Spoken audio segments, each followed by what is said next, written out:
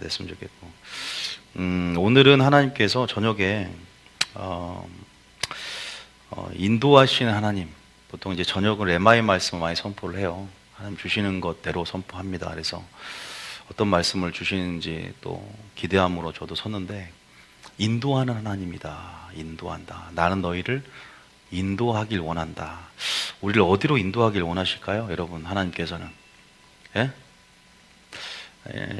여러분들 겉사람의 소유가 큰 사람들은 자신의 요구를 관철시키길 원하고, 하나님의 뜻이 자기 뜻에 맞추기를 원하면서 일방적인 주장들, 하나님 나 이거 문제 해결, 그리고 나의 방법과 나의 생각 안에서 그렇게 생각하는 방식과 방법 안에서 특히 그러죠. 문제 해결에 대한 부분들을 하나님 인도해 주길 원하시고, 그런데 이 속사람의 요구가 큰 사람들은 하나님의 뜻이 여러분 이 땅 가운데 이루어지는 걸 더 크게 본 줄 믿으시기 바랍니다.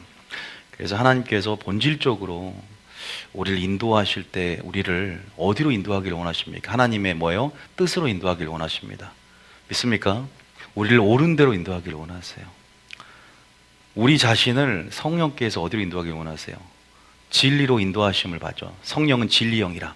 우리를 하나님의 영으로 인도하는데 어디로? 우리가 항상 얘기하죠. 제가 어디로 인도한다고요? 하나님 자신으로 인도하기를 원하세요. 예수님 자신으로 인도하기를 원하십니다. 믿습니까? 단순히 그 문제가 해결되는 것보다 예수님 자신으로 우리를 인도하기를 원하시는 분이라는 사실이에요.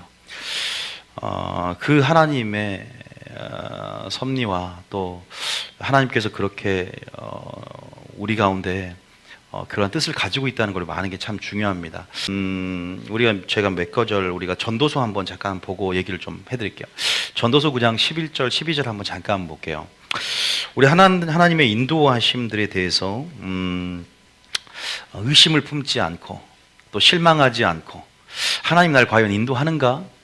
또 그런 부분 안에서 하나님의 성품이라든가 하나님의 말씀이라는 걸 의심하지 않고 여러분들이 온전히 그분을 신뢰함으로 영으로 인도함 받을 때, 또 이렇게 우리 힘을 빼고 그 인도하심을 따라갈 때 결국은 우리 가운데 분명 하나님께 드러내실 구원의 역사나 하나님께서 분명한 뜻을 우리 가운데 밝히시고 드러내시는데, 그 전에 우리가 반드시 알아야 할 게 있다. 인도하심을 받는 우리들은 뭘 알아야 되냐? 하나님께서는 우리 하나님의 때에 대한 설교를 했는데, 시기와 기회에 대해서 하나님이 정한 시기와 기회에 대해서 우리가 알 필요가 있어요. 전도서 9장 11절 우리가 한번 읽어보면요, 중요한 말씀이죠. 이 전도서는 인생의 허물을 고백하는 그러한 지혜서죠.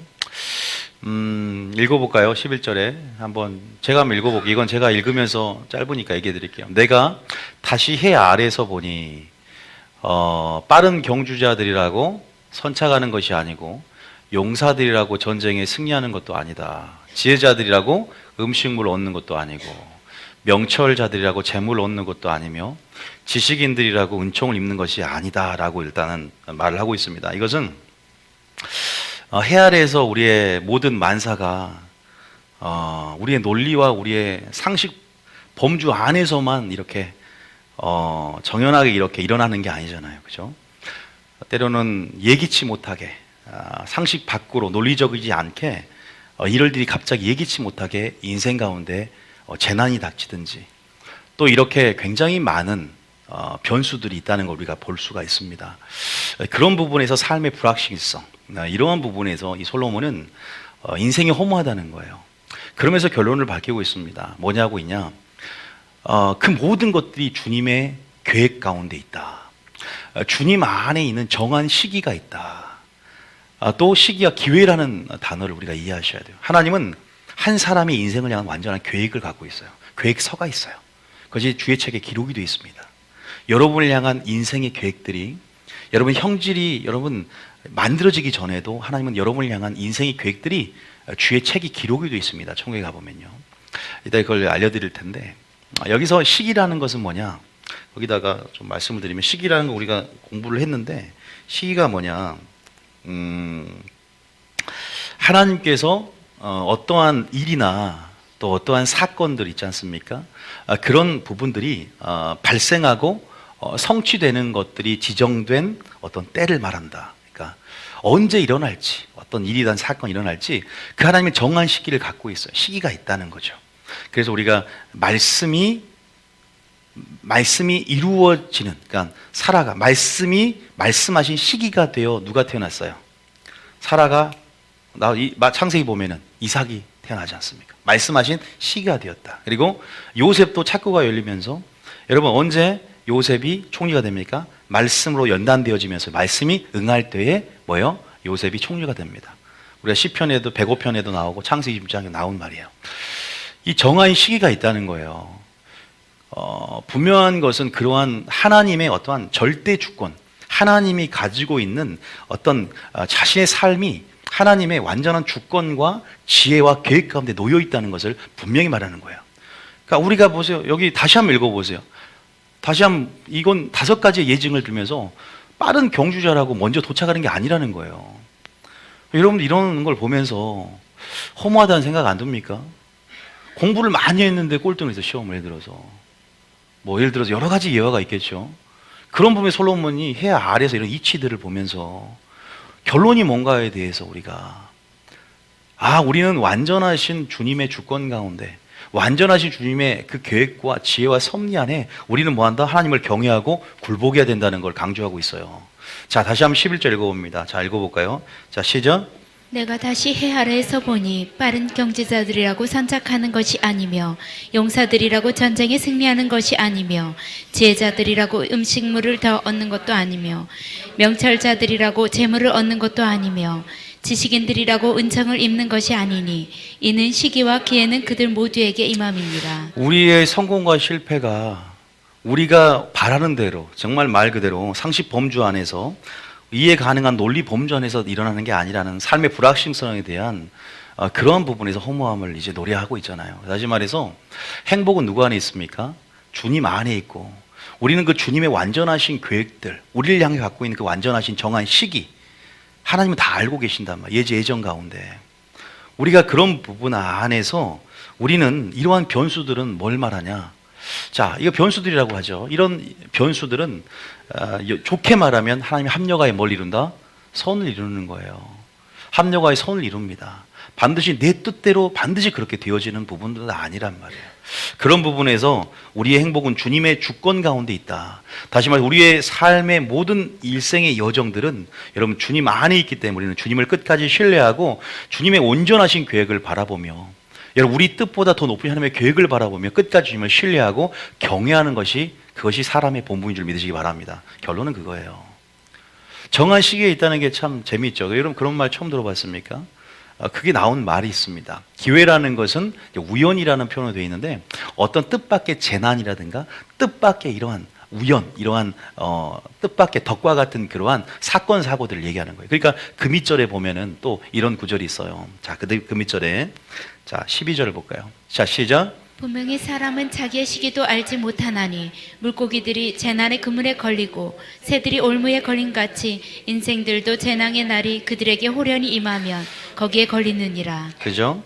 그러나 하나님 모든 걸 알고 계십니다. 하나님은 예정 가운데 온전함 가운데 우리가 알고 있기 때문에 우리는 하나님의 섭리 안에서 생각해야 될 줄 믿습니다.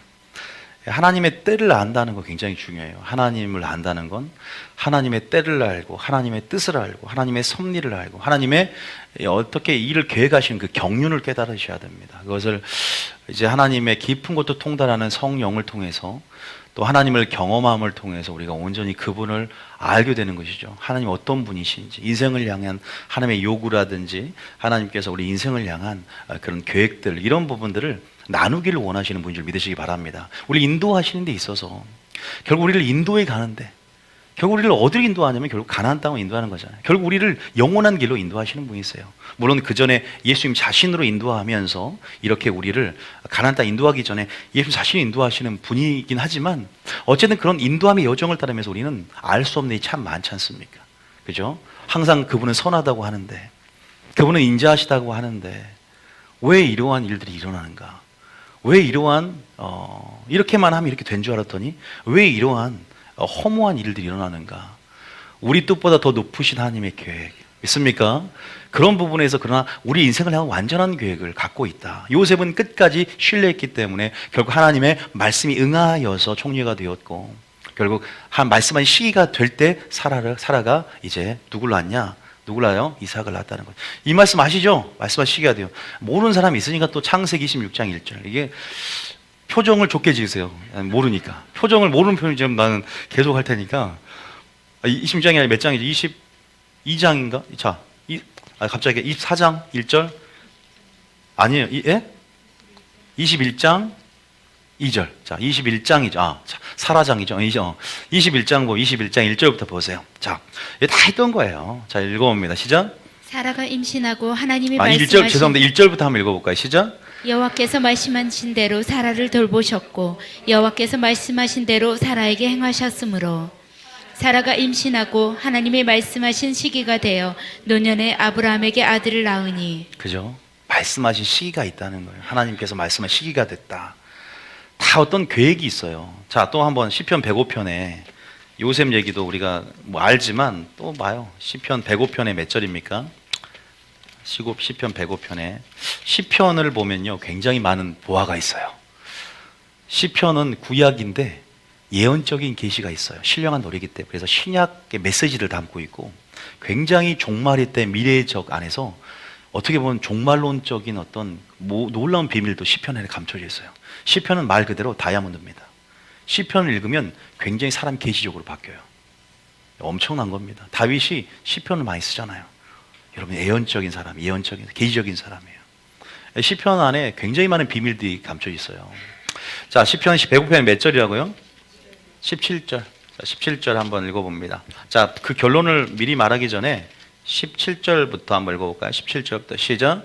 그가 한 사람을 앞서 보내셨으며 요셉이 종으로 팔렸도다. 그 다음에 그의 발은 착고를 차고 그의 몸은 쇠사슬에 메었으니 그 다음에 곧 여호와의 말씀이 응할 때까지라. 그의 말씀이 그를 단련하였도다. 여호와의 말씀이 응할 때까지라. 할렐루야. 여러분들이 정한 시기 아까 제가 원어로는 에트라 그래. 정한 시기란 말이 에트라는 원어가 있어요. 이것은 아까 제가 말씀하신 대로 어떤 일이나 사건이 발생하고 성취하는데 지정해 놓은 하나님의 때다. 이렇게 하시면 돼요. 우리의 여러분의 에트는 언제 정해져 있을까? 자, 그러면 여러분들이 그러면 완전한 계획이 내가 기록이 되어 있는가 궁금하지 않습니까? 시편 139편 16절에 보면은 이렇게 나와 있어요. 시편 139편은요 신묘막측한 하나님이세요. 굉장히 신묘막측하다. 또 뭐 하나님의 전지전능성에 대한 부분들이 예찬이 되어 있고 또 그런 부분 안에서 이렇게 고백하는데 굉장히 놀라운 고백들이 많습니다. 10절 읽어볼게요. 시작. 내 형질이 이루어지기 전에 주의 눈이 보이셨으며 나를 위하여 정한 날이 하루도 되기 전에 주의 책에 다 기록되었나이다. 나를 위하여 정한 날이 있잖아. 나의 정한 날이 어디에 기록되어 있다? 주의 책에 다 기록이 되어 있다. 나의 인생의 생에 대한 그런 완전한 계획과 그러한 여정들이 이 설계도가 인생을 향한 생의 여정의 설계도가 여러분 주의 책에 기록이 되어 있는데 그것이 뭐예요? 하나님의 섭리와 계획과 지혜 아래에 있다는 걸 고백합니다. 형질이라는 것은 이 신체 태아 이제 막 신체가 만들어지기 전에 이런 실체죠. 그러한 부분도 이루어지기 전에 벌써 주님은 여러분들 알고 계십니다. 이미 알고 계셔요. 그런 어떤 인생의 모든 여정들이 다 정한 날이 하루도 되기 전에 주의 책에 다 기록이 되어 있어요. 믿습니까? 이런 점들을 볼 때 하나님이 실수하지 않고 여러분의 모든 우리 입장에서 이 말이 이해 안 될 수 있어요. 그러나 주님은 전지전능하기 때문에 여러분 주님은 다 여러분이 어떻게 될 것까지 다 알고 계십니다. 믿습니까? 그래서 여러분 우리가 분명히 알고 있어야 된다. 이런 부분에서 나의 인생의 모든 설계도가 이미 설정이 되어 있고 이런 여정의 설계도가 있구나라는 사실들을 깨닫는다면 이것이 여러분 가운데 위로가 될 줄 믿습니다. 설계가 돼 있지만 그럼 내가 수동적으로 마음껏 살아도 어차피 설계가 돼 있으니까 또 이렇게 생각하는 어리석은 사람들이 있어요. 제가 운명은 뭐한다? 개척하는 것이다. 하나님 입장에서는 예지 예정이지만 우리 입장에서는 자유주의를 가지고 돌파하고 침노에 들어가야 된다는 거예요. 바꿔지는 것처럼 보이는 거예요. 그러니까 주님은 바꿔지는 것조차도 미리 알고 계신다는 거예요. 할렐루야. 우리 그 하나님의 섭리를 우리 혼으로 생각하면서 파악할 수는 없다. 성령의 계시와 조명 가운데 믿음 안에서 하나님의 섭리 안에 생각할 때 하나님의 뜻을 영으로 영 안에서 이해할 수 있게 되는 겁니다. 믿습니까? 그런 부분 안에서 우리를 인도하시지만 이러한 정한 시기와 이런 완전하신 계획들, 하나님의 때를 안에서 이런 일들이 있다는 것들을 우리가 아는 것과 모르는 거 엄청 차이가 있습니다. 여러분, 우리가 이런 구절이 있죠. 자, 시편 37편 23절에 보면은 주님이 우리 걸음을 다 세고 있다는 거 믿으십니까? 여러분이 몇 걸음 걷고 여러분 걸음을 인도하시고 걸음을 세시고 걸음을 정하셨다는 사실 믿으십니까? 그만큼 우리 인생을 향한 하나님의 완전한 계획들, 여러분의 그 하나님에 대한 전지전능성들, 우리가 이것을 이해하면서 가야 돼요. 그것이 그 사실이 우리가 전지전능상 우리가 깨달을 때 신묘막지 하나님을 깨닫게 될 때 우리는 그 주님의 주권 가운데 그 지혜 가운데 섭리 가운데 굴복되어지고 우리가 온전히 주님을 의지하고 신뢰할 수 있게 되는 줄 믿으시기 바랍니다. 그래서 시편이 기록되는 거예요. 자, 37장 23절 읽어볼까요? 자, 시작. 여호와께서 사람의 걸음을 정하시고 그의 길을 기뻐하시나니 여호와께서 사람의 뭘 정했다? 걸음을 정했다. 할렐루야. 하나님께서 사람의 걸음을 정했다. 이게 하나님의 주권입니다. 또 욥기 보면 31장 4절에 보면 이렇게 또 말씀을 하고 있어요. 욥기 31장 4절에 보면 자 한번 읽어볼까요? 시작. 그가 내 길을 살피시지 아니하시느냐 내 걸음을 다 세지 아니하시느냐 그가 불꽃 같은 눈동자로 우리 마음과 양심과 뜻을 우리가 꿰뚫어 보고 계실 뿐만 아니라 또 그가 사랑의 눈으로 여러분들 내 길을 살피시고 여러분의 모든 길을 살피시고 여러분의 모든 걸음을 다 세시는 분임을 믿으시기 바랍니다. 야, 걸음까지 세시는 분이구나. 그래서 주님이 이렇게 말을 하잖아요. 잠언 16장 9절에. 자, 우리가 이 걸음을 센다는 게 무슨 말이냐? 여러분의 모든 계획들을 걸음을 인도한다는 거예요. 할렐루야. 여러분 사람이 마음으로 계획할지라도 그 걸음을 인도하시는 분이 하나님인 줄 믿으시기 바랍니다. 잠언 16장 9절. 하나님은 가장 좋은 때 좋은 걸 주길 원하시고요. 기도응답도 마찬가지예요. 여러분을 쉴만한 물가 푸른 초장으로 인도하길 원하시는 분이십니다. 그분이 어디로 인도하길 원하시는지를 알아야 돼요, 여러분. 할렐루야. 자, 일단 봅시다. 인도하길 원하는 데 있어서 이런 섭리들을 깨달아야 돼요. 자, 16장 9절도 읽어봅니다. 시작. 사람이 마음으로 자기의 길을 계획할지라도 그의 걸음을 인도하시는 이는 여호와시니라. 솔로몬이 깨달은 것도 그렇고 이런 우리의 삶의 불확실성, 이런 변수들, 여러 가지 상황 가운데 우리 허무한 이 인생, 해 아래에서 인생 가운데 우리의 초점과 우리의 시선을 어디에 고정하길 원하는지 솔로몬은 가르쳐주고 있다 이 말입니다. 그리고 우리는 그분의 절대 주권이라는 것, 그분의 섭리랑 뜻에 대한 관심을 가지고 우리는 그 하나님을 알게 될 때 분명한 길을 보게 될 줄 믿습니다. 그래서 요와 로이라고 찬양하게 되는 거거든요. 그런 부분에서 우리가 또 마음으로 뭔가를 계획을 합니다. 우리 마음으로 뭔가를 계획을 세워요. 또 하나님 앞에 그렇게 물으면서 나아갑니다. 그런데 결국은 뭐예요? 우리 걸음을 인도하시는 분, 걸음을 이미 세시고 아시고 우리를 인도하시는 하나님인 줄 믿으시기 바랍니다. 하나님께서 우리를 인도하고 계신다. 사랑 안에서.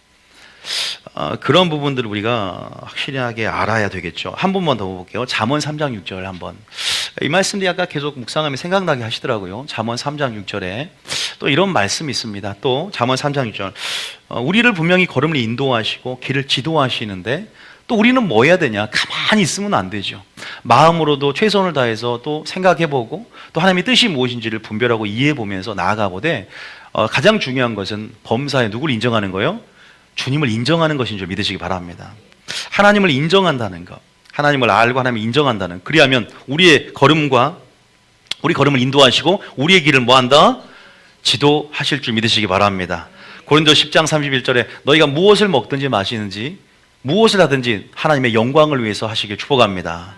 범사의 주님을 인정하면서 예수 이름으로 하나님께 영광 돌리시길 축복합니다. 예수 이름으로 말하고 행동하고 생각하라. 그렇게 예수님을 인정하고 그럴 때 믿음으로 취하면서 그러면 분명히 하나님께서 여러분의 걸음을 인도하시고 그 길을 여러분 지도하신 하나님을 보게 될 줄 믿습니다. 제가 방금 말씀을 묵상을 읽은 것 중에 여러분 하나님이 정한 시기가 있다는 것, 하나님의 주권적인 놀라운 계획이 있다는 것, 여러분의 한 삶의 생애에 대한 여정에 대한 하나님의 완전히 총체적인 계획들과 그러한 그래프들, 뭐랄까요? 그러한 설계도가 있다는 걸 믿으십니까? 믿으십니까? 우리 아까 읽었지 않습니까? 그런 부분 안에서 그분의 전지전능성과 또 신묘 막치감에 대해서 여러분들이 주님 앞에 정말로 굴복되어지길 축복합니다. 우리를 어디로 인도하든지 믿으라 이 말입니다.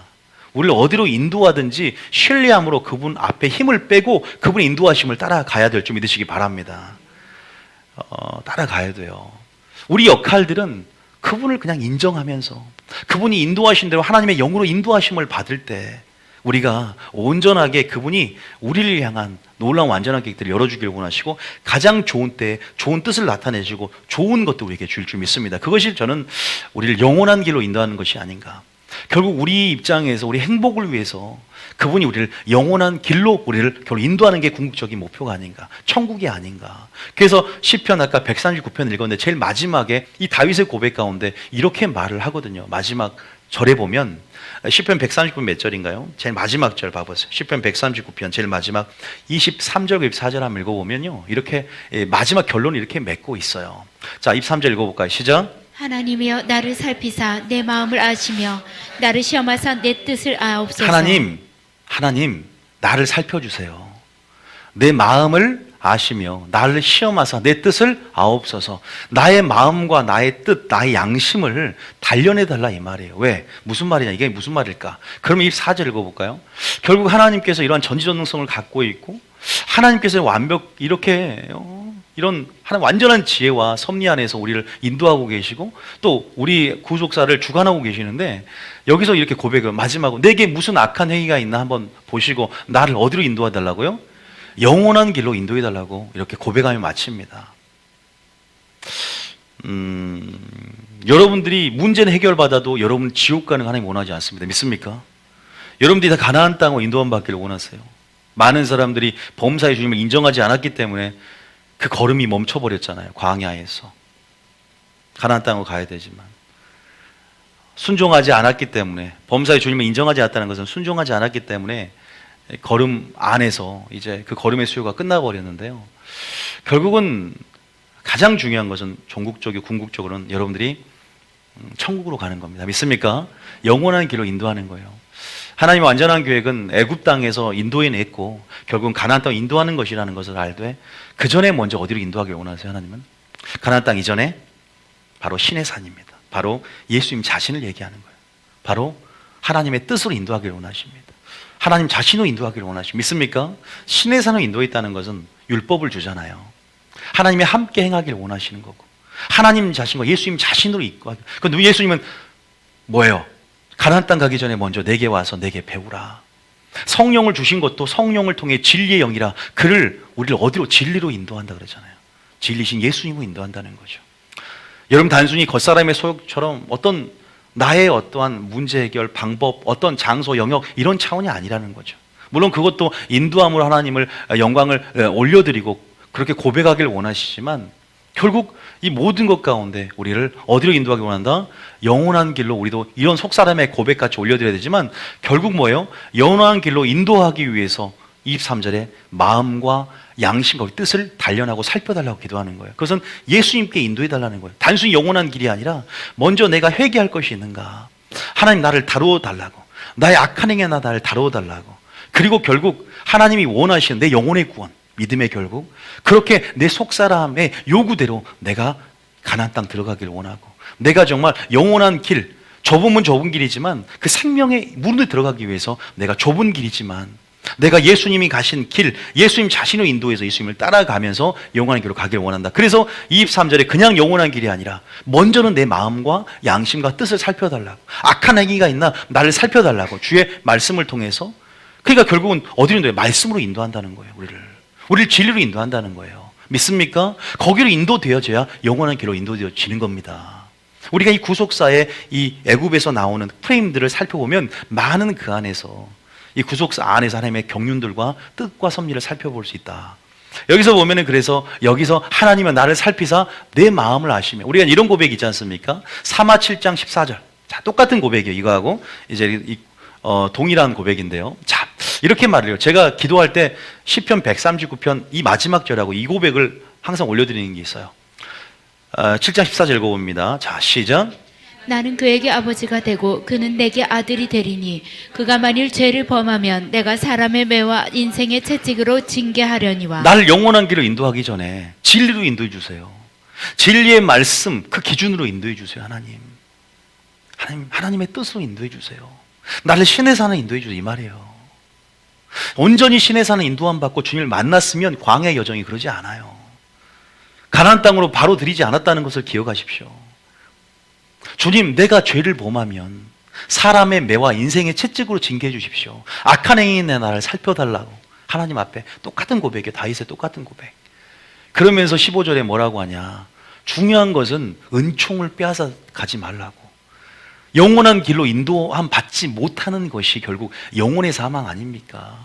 내가 내 앞에서 물러나게 한 사울에게서 내 은총을 빼앗은 것처럼 빼앗지는 마세요. 하나님, 우리가 은총이라는 것은 구원을 얻을 하나님의 능력이 되는 거예요. 믿습니까? 주님, 우리가 예수의 날에 긍휼을 베풀어 주시옵소서. 마찬가지예요. 은혜와 평강이 너희 물이 함께 있을지어다. 은혜가 있어야 되는 거 마지막 때요. 여러분, 그 은혜, 그 은총이, 사울은 겸손했지만 마지막에 교만하여 말씀을 버림과 같이 사울은 아도키모스 버림받았습니다. 다윗보다 더 심한 죄를 짓지 않은 것 같지만 다윗은 간음했잖아요. 음란했잖아요. 솔로몬도 완전히 음란했고 마지막에는 하나님이 일찍이 나타나서 두 번이나 야, 너 그러지 마 했는데 말 안 듣고 인생 마지막에 추락할 뻔했던 사람이에요. 여자의 폭발, 지혜를 받았던 솔로몬도 그렇게 완전하게 패망의 길로 갈 뻔했잖아요. 교만해서. 그럼 어떻게 돼요? 사울은 어쨌든 뭐예요? 은혜가 없었어요. 다윗의 은혜 가운데 솔로몬이 여러분 덕을 본 겁니다. 부모의 기도 정말 중요해요. 사울은 보세요. 겸손을 시작해서 나 가장 작은 지파입니다. 베냐민 편 중에 가진 작은 겸손으로 왕을 추대해 하나님이 그를 높였어요. 근데 결국 교만으로 마치게 되고, 하나님 차라리 사울의 뺏은 은총이 아니라 나를 영원한 길로 이전에 나의 마음과 양심을 단련해 달라고. 하나님, 진리로 나를 성령을 통해 진리로 인도해 주세요. 하나님의 뜻으로 나를 인도해 주세요. 믿습니까? 그 뜻이 하나님 자신이 쉴 만한 물가입니다. 하나님 자신, 하나님이 푸른 초장입니다. 이걸 아셔야 돼요. 하나님 자신이에요. 하나님, 이거 문제 해결해 주세요. 왜 나를 이렇게 인도 안 해줍니까? 그냥 나의 무엇을 먹을까, 마실까, 입을까에 대한 욕구에 대한 충족만이 하나님의 존재 의무를 판결하는 나의 그런 어떤 초신자 같은 그런 습관을 버리고, 여러분, 우리가 이런 고백이 있어야 되지 않을까, 기도할 때. 이거 겸손한 고백이에요. 그래서 저는 아까 그 기도 제목 또 15절에 보면은 이런 사람 막대 인생 책좀 나를 다써 주시옵소서. 하나님, 내가 목회하는 데 있어서 내가 지옥 갈 것 같으면 어떻게 해서든 하나님 나를 쳐서라도 내 영혼은 영원한 길로 인도하여 주시옵소서. 가나안 땅 인도함 받기를 원합니다. 내 잘못 달게 받겠습니다. 하나님. 아니, 팔 하나 잘려갖고 천국 들어가는 게 나요? 온전해서 지옥 가는 게 나요? 아니, 아시잖아요. 마태복음 5장에 마태복음 5장 봐세요. 5장 몇 절인가? 5장 21절 봐보세요. 21절, 23절 몇 절, 20 몇 절인가? 쭉 내려봐. 25절. 자, 보세요. 25절에 자, 26절 쭉 내려봐요. 쭉. 자, 여기 보세요. 자, 28절 읽어봅니다. 시작. 나는 너희에게 이르노니 음욕을 품고 여자를 보는 자마다 마음에 이미 간음하였느니라. 마음만 품어도 간음했대요. 그러면서 29절 시작. 만일 내 오른눈이 너를 실족하게 하거든 빼어내어 버리라. 내 백제 중 하나가 없어지고 온몸이 지옥에 던져지지 않는 것이 유익하며. 차라리 장애인이 돼서 지옥 가는 것보다 천국 가는 게 낫다는 거예요. 장애인이 돼서 천국 가는 게 낫다. 온몸이 성해서 지옥 가는 것보다. 할렐루야. 여러분, 그 가치를 분명히 아셔야 돼요. 우리 속사람의 요구가 먼저고, 여러분, 하나님 원하시는 요구 가운데 속사람이 그 굴복해서 하나님의 요구를 따라가는, 하나님의 영을 따라가는, 하나님의 온전한 때를 알고 정한 시기를 알고 하나님께서 우리를 향한 완전한 계획들, 이것들을 완전히 지혜와 섭리 가운데 굴복해서 여러분, 우리가 그렇게 하나님을 의심하지 않고 끝까지 순종해 나가되 하나님께서 우리를 인도해 나가는 데 있어서 철저하게 영원한 길로 가나안 땅 인도하기 전에 하나님 나를 진리로 인도하옵소서, 하나님의 뜻으로 인도하옵소서, 나를 옳은 대로 인도하옵소서, 그래서 그 진리로 나를 비춰주시옵소서, 나의 마음과 나의 양심을 시험하여 주시고 단련하여 주시옵소서 고백하시기 축복합니다. 차라리 사람 막대기 인생 최초 나를 치시더라도 하나님, 내가 겉사람 후피하나 내 속사람이 날마다 세워지기를 원합니다. 내 속사람이 강건해지길 원합니다. 여러분, 하나님이 주신 연단은 두 가지가 있습니다. 하나는 환난 가운데 연단이 있고, 두 번째는 칭찬의 연단이 있다. 하나님 우리를 칭찬으로 연단해요. 연단의 목적은 우리를 정금같이 만드는 거예요. 어떤 사람 환난 당해서 연단되어진다 하지만 칭찬으로도 뭐한다? 연단되어진 줄 믿으시기 바랍니다. 잠언 27장 21절 봐보세요. 잠언 27장 21절에 뭐 이런 말이 있다. 잠언 27장 21절에 보면 한번 읽어볼까요? 시작. 도가니로 은을, 풀무로 금을, 칭찬으로 사람을 단련하느니라. 믿습니까?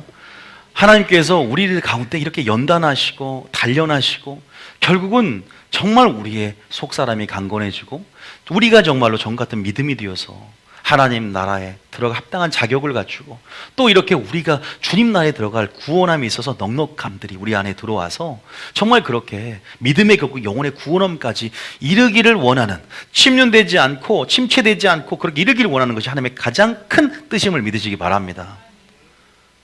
결국 가나안 땅으로 인도한다는 거예요. 결국은 이해되십니까? 여러분, 오늘 어떻게 기도하실 거예요? 주님, 나를 진리로 인도하여 주시옵소서. 하나님 자신으로 성령을 통해서 진리를 타고 진리의 성령이 나를 진리로 인도하여 주시옵소서. 진리신 예수님 자신으로 인도하여 주시옵소서. 마지막 하나님을 아는 것으로 인도하여 주시옵소서. 예수님 자신으로 인도하여 주시옵소서. 그 말씀 앞에 내가 비춰주길 원합니다. 나의 믿음을 점검하길 원합니다. 내가 완전한 신의 산의 경험을 하나님 하면서 내가 그 신의 산이 어떤 의미가 있는지, 그래서 온전히 나의 걸음을 세시고 나의 걸음을 주장하시고 내가 그래서 완전히 주님을 인정하고 순종함으로 나의 걸음을 세신 주님께서 나의 걸음을 지도해 주실 줄 믿습니다. 나를 영원한 길로 인도해 줄 줄 믿습니다. 예수님께 인도함 받는 사람만이 좁은 길을 걷습니다. 그것이 의의 길이고 생명의 길임을 알기 때문에 그 길을 걸음을 통해서 온전하게 내 삶의 순종을 통해서 그 이름의 영향력을 미친다는 거예요. 하나님 이름의 영향력을.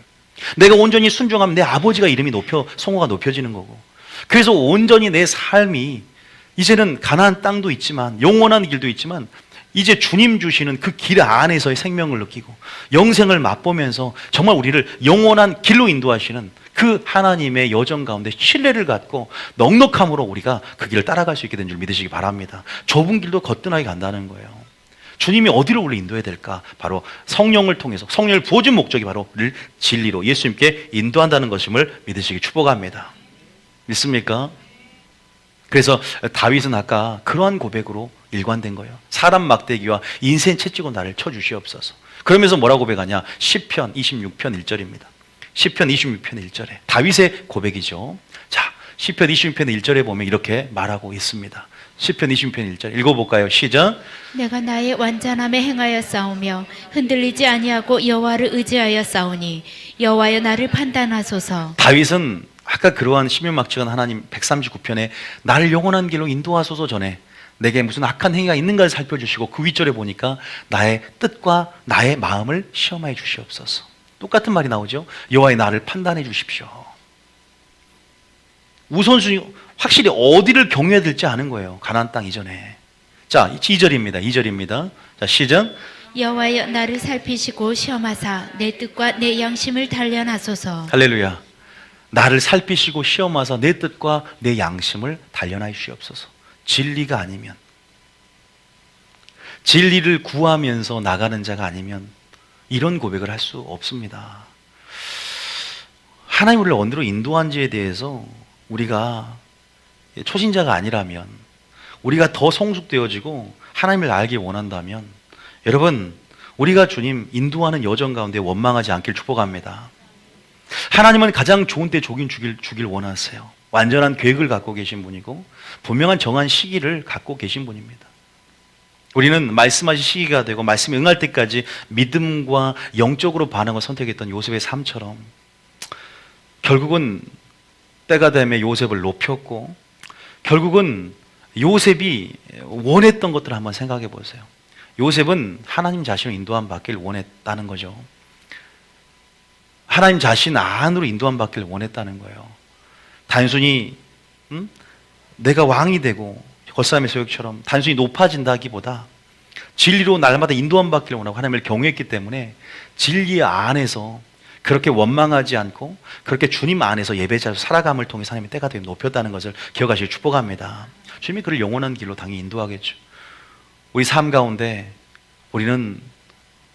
우리가 하나님의 주권을 인정하고 그 지혜와 또 그 섭리 안에서 우리가 생각하는 버릇을 해야 되는데, 이런 것들을 안다면 우리는 이제 온전하게 오히려 진리 안에서 진리로 인도해 달라고 기도하면서 진리 안에서 우리가 철저하게 우리가 영원한 길로 가기 전에 하나님이 원하신 뜻이 무엇인지를 이해하고 분별하면서 뜻대로 행하는 여러분 되시길 축복합니다. 여기서 많은 고백처럼 하나님, 내 뜻과 내 양심을 단련하여 주시옵소서. 이렇게 믿음을 점검하면서 내 악한 행위가 있는가를 살펴보는 것이 먼저인 거예요. 그러면서 나를 영원한 길로 인도하소서. 믿습니까? 하나님께서 여러분의 그런 마음들을, 양심들을, 뜻들을 온전하게 하나님의 뜻이 되고 예수님의 양심이 되고 예수님의 믿음이 되고, 그리고 예수님 자신을 인도해서 그 모든 것들 예수님과 이렇게 하나가 되고 주합 반영이 되고 또 예수님의 뜻과 의합이 되어서 함께 동행하면서 가나안 그 땅을 가는 여정들을 걷길 원한다는 사실을 믿으시기 바랍니다. 함께 가길 원하신다는 거죠. 여러분, 무엇을 구하고 있습니까? 여러분, 양들은 여러분 혼자 두면은 시력이 좋지가 않아요. 그리고 굉장히 방향성이 제각길입니다. 그래서 보호하심을 필요로 하는 존재예요. 우리가 정말로 우리를 인도하시는 목자가 분명히 우리는 존재해야 될 줄 믿으시기 바랍니다. 그게 예수님이다. 근데 예수님이지만 그것이 바로 진리인 줄 믿으시기 바랍니다. 우리를 진리로 인도해서 진리의 그 성령이 오늘 교회에 하시는 그 음성을 듣고 우리는 따라가야 되고, 그 뜻 가운데 우리가 그게 기준이 되어서 그 기준대로 행하는 삶이 좁은 길을 걷는 삶이고 그 뜻대로 행하는 삶이고, 그래서 양들은 진리 안에서 보호하심을 입고 미혹되지 않고 영원한 길로 인도함 받을 줄 믿습니다. 믿습니까? 양들이 뭘 구해야 돼요? 진리를 구해야 되고, 막연하게 그냥 예수님이 인도하신다, 예수님 말하는 게 아니라 예수님이지만 예수님이 길이요 진리요 생명인 거예요. 진리를 할 때 길이 될 줄 믿으시기 바랍니다. 진리를 깨닫고 진리를 순종할 때 생명이 될 줄 믿으시기 바랍니다. 예수님께서 이 양들을, 진리를 구하는 자들, 진리의 사랑과 보호하심 가운데 진리의 음성을 듣고 성령이 교회에게 말씀하신 그 음성을 듣고 양들이 결국 영원한 길로 좁지만 그 길을 따라가 생명에 이르는 문으로 들어가게 될 줄 믿습니다. 협차고 좁아도 들어가게 될 줄 믿습니다. 어떤 자들? 진리를 구하는 자들, 하나님의 뜻을 구하는 자들, 많은 사람을 옳은 대로 돌이키는 자는 하늘의 별과 같이 영원토록 빛나게 될 것이다. 옳은 데가 중요하다는 거죠. 여러분, 이해되세요? 우리가 정말로 그래서 성경 맺잡기 할 때 가나안 땅으로 바로 가지 않고 왜 신의 산을 인도인지에 대한 정확한 하나님의 섭리를 깨달으면 성경이 열어져요. 아, 신의 산은 예수님 자신이었구나. 신의 산은 진리이구나. 진리의 거울 가운데 나를 비춰보면서 그래야 광야라는 좁은 길, 좁은 문을 걷는 좁은 길을 주님과 함께 걸을 수 있다는 것을 믿으시기 바랍니다. 믿습니까? 여러분, 그런 부분 안에서 우리가 양이라는 것을 기억하시고 우리를 최종적으로 어디를 인도하실지를 기억하시면서 왜 인도할까? 결국은 우리의 행복을 위해서인 줄 믿으시기 바랍니다. 우리의 영혼의 구원함을 위해서 일하신 분인 줄 믿으시기 바랍니다. 그러나 이율배반적으로 주님은 자신의 이름을 영광을 위해서. 왜? 여러분들이 하나님의 성품을 드러내는 통로이기 때문에 여러분들이 잘 돼야 하나님도 잘 되는 거예요. 여러분이 순종할 때 여러분의 모습을 통해 하나님의 영광을 드러내기 때문에 결국 이율배반적으로 보이지만 여러분의 행복을 위해서 주님이 그 사랑 가운데 일하지만 결국 하나님 자신의 이름을 위하여 의의 길로 인도하신 분이세요. 할렐루야. 여러분들은 오늘 딱 하나예요. 왜 성령을 받냐? 성령이 어떤 영이? 진리 영인데 우리를 진리 가운데 인도하는데 나는 내 문제 해결이나 무엇을 먹을까? 무엇을 마실까? 무엇을 입을까? 그러면서 나는 내 때를 쉬려고 내 소리를 높이면서 오히려 인도하심을 방해하면서, 하나님은 분명 정한 시기가 있고 정한 때가 있고 우리가 완전한 계획을 갖고 있는데 그 경륜과 섭리를 무시하고 내 소리를 켜고 내 나의 소리를 켜고 나의 계산법을 발휘하면서 하나님의 때가 아닌 나의 방법으로 순종하지 않고 나가려고 했지 않았는가. 이런 부분들을 우리가 생각하면서 우리가 온전하게 그분의 인도하심 가운데 순종하며 나가시길 축복합니다. 믿습니까? 여러분, 우리가 한번 시편 23편 읽고 마치겠습니다. 시편 23편 3절 한번 읽어볼까요? 시편 23편 3절에 자 여기서 보면 온전 하나님의 섭리가 이름의 뜻, 이름 안에 하나님의 어떠한 이름의 능력들을 체험했던 다윗의 고백이 나와요. 다윗의 고백. 1절부터 한번 볼까요? 1절부터 한번 13편 1절부터 한번 보겠습니다. 자, 이걸 읽고 마칠게요. 오늘 말씀을 정리하면서 마치겠습니다. 조금 레마로 좀 주셔서 이 부분들을 여러분 좀 말씀을 드렸는데 한 가지만 딱 기억했으면 좋겠고요. 뭘 먼저 구해라? 우리를 성령을 보내심을 통해서 우리를 어디로 인도하기 원하신다? 하나님의 뜻. 믿습니까? 내가 애굽에서 인도해 놓고 날 가나안 땅으로 드리리라 천국을 약속 주셨지만 신의 산 할렐루야 예수님 자신 믿습니까? 그 신의 산은요 꼭대기가 장막이래요. 누가 주의 장막에 거할지 누구냐. 근데 그 장막은 오늘 요한계시록에 하는데 환난 날에 장막 안에 보호할 수 있는 피난처가 있고 예비처가 있습니다. 할렐루야. 예비하는 삶 가운데 하나님의 이름의 능력 안에서 보호하심과 예비처가 있는 것입니다. 믿습니까? 기억하셔야 돼요. 우리를 혼자 가게 냅두는 하나님이 아니다. 인도하는데 함께 간다. 할렐루야. 그 좁은 문이고 좁은 길인데 함께 가기를 원하신다. 그럴 때 우리는 영원한 길로 진짜 꼴이 나기 위해서는 철저히 믿음을 점검하고 진리 앞에서 진리로 인도하심을 통해서 마음과 양심을 다시 한번 하나님의 연단 가운데 순종함을 통해서 계속 뜻이 무엇인지 진리 속에 확인하면서 회개하면서 때로는 칭찬으로 단련하시는 그 여정 안에서 정금같이 되어서 좁은 문 좁은 길 주님과 함께 영원한 길을 인도하시길 축복합니다. 하나님의 선하심을 믿어야 되고요. 나를 인도하시는 분이라는 걸 믿으셔야 돼요. 우리는 양이라는 정체성을 깨닫고 보호하심을 필요한 존재로서 목자가 없으면 우리는 유리하고 방황하며 우리는 오직 예수님의 음성을 듣고 진리의 음성을 듣고 가는 존재임을 깨닫기를 축복합니다. 진리의 길을 따라가는 존재임을 깨닫기를 축복합니다. 그래서 진리가 필요한 거예요. 하나님 내게 진리를 알려주시고 진리로 인도하여 주시옵소서. 그래서 이건 마찬가지. 여호와는 나의 목자시다. 이 고백은 양치기 청년이었던 다윗의 고백이잖아요. 이건 환난 때 도망 다닐 때 이러한 고백을 했다는 건 대단한 것입니다. 압살롬의 그런 어떤 도망가는 아들의 어떤 그 왕이 찬탈을 통해서 이제 쫓겨나는 상황 가운데 환경과 상황에 지배받을 수 없는 상황 속에서 이런 지성소의 경험을 통해 주님의 이름의 능력을 고백하는 건 대단한 거예요. 여호와는 나의 목자시니 내게 부족함이 없다. 시편 139편을 썼던 그 놀라운 그 고백 안에 일치하지 않습니까?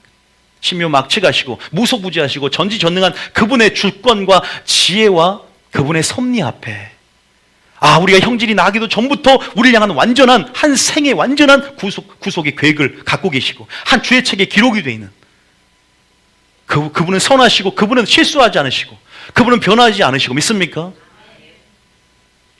우리는 다만 무엇을 해야 되는가? 우리는 무엇을 구해야 되는가? 무엇이 두렵습니까? 주의 막대기와 지팡이가 우리를 안위하신다고 하는데 막대기는 사자나 곰을 치는 도구입니다. 지팡이는 우리 인도하시는 그런 도구들이 안위하신 도구예요. 여기서는 다윗은 이런 하나님의 선하심과 인자하심을 맛본 것들을 고백해내면서 하나님의 인도하심을 내가 순종하며 따라가겠습니다. 내가 진리를 구하며 이제 전체적인 내 마음과 양심과 뜻을 단련하여 주시옵소서. 그러나 나를 영원한 길로 인도하여 주시옵소서. 내가 좁은 문 좁은 길을 주님과 함께 행하기를 원하십니다. 이러한 이름의 능력을 믿고 하나님은 가장 좋은 때 좋은 걸 주실 수 있는 분임을 믿고 하나님의 요구가 나의 영혼의 구원함 믿습니까? 나의 영혼을 구원하기를 원하고 나를 천국으로 가나안 땅으로 궁극적으로 인도하기를 원하는 하나님의 열정과 사랑을 깨달을 때 우리는 신뢰함으로 동행하게 될 줄 믿으시기 바랍니다. 기억하셔야 돼요. 그래서 1절에 보면 여호와여 여호와는 나의 목자시니 내게 부족함이 없으리로다. 여호와 로이 여호와라는 것은 언약 관계 안에서 고백할 수 있는 이름의 신명의 특성이에요. 여호와 이름의 특성이다. 여호와 로이 여호와다 여호와. 그 고백이 여러분 고백이 되기 축복합니다. 언약 안에서 떠나지 않으세요. 신실하시고 정직함으로 양들을 끝까지 살피시는 감독자시다. 2절입니다. 시작. 그가 나를 푸른 풀밭에 누이시며 쉴만한 물가로 인도하시는 도다. 눈치 빠르신 분들은 푸른 풀밭이 무엇인지를 깨달아요. 예수님 자신을 말합니다. 쉴만한 물가가 뭐라고요? 예수님 자신. 시냇가에 심은 나무. 우리가 물이 졸졸 흐르는 시냇가에 나무를 심으면 철을 따라 뭘 맺는다? 과실을 맺듯이 하나님 자신이 근원이시라는 거예요. 풀밭, 물가, 사막지대, 황량한 그러한 고원지대, 그런 황량한 험한 산지가 있는 그런 팔레스타인 지역은요, 이러한 푸른 풀밭이나 쉴만한 물가가 여러분 정말 오아시스 같은 겁니다. 그런 상황 속에서 근원 대신 주님 자신으로 우리를 인도해 달라는 거예요. 이렇게 고백하시길 축복합니다. 우리는 초신자들은 하나님 자동차를 인도해 주시고 좋은 집을 인도해 주시고, 물론 그것도 맞아요. 믿습니까? 그건 맞습니다. 믿습니까? 하나님 우리의 모든 것에 관심을 갖고 작은 실수도 응답하기를 원하시고 주기를 원하시는 분이십니다. 근데 성숙되면 이 고백이 저는 오늘 확 들어왔어요. 뭔 고백이냐? 푸른 풀밭이 누구냐? 나다시, 내 나다. 시편 1장 읽었지? 쉴만한 물가가 바로 내 자신이다. 진리를 네가 구하냐? 내가 진리로 널 인도할게.